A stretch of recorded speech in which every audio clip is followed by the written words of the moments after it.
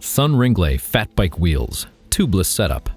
Before you begin, ensure the rim is in good condition with no bends, cracks, or damage. Ensure the factory-installed rim tape is securely in place and not damaged. Ensure the tires are designed for tubeless use. Know the maximum pressure for the tire and don't exceed it. And ensure the Presta valve stem assembly fits correctly. Start by removing the locking nut from the valve stem. Insert the valve into the valve stem hole in the rim. Install the locking nut by spinning it clockwise. Apply pressure to the rubber base of the valve stem. This creates a good seal between the rim and base of the stem. Hand tighten the nut. There's no need to use a wrench. Lay the wheel on a clean surface. Be careful to not damage the brake rotor if one is installed. Lay the tire on the rim. Take note of the correct tire rotation direction. It's customary to line up the tire branding label with the valve stem. Begin working the lower tire bead onto the rim. That bead should rest between the lower rim wall and valve stem. Start opposite of the valve stem and work the upper bead onto the rim. As you work toward the valve stem from both sides, continue to squeeze the tire beads together so they rest in the lowest part of the valley between the rim walls. This creates the most slack in the diameter of the tire bead.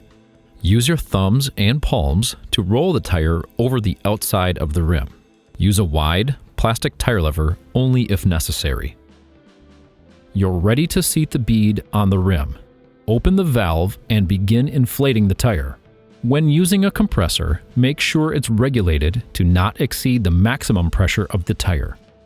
You may need to remove the valve core when inflating the tire. This allows more air volume at a higher rate. Watch and listen as the tire inflates.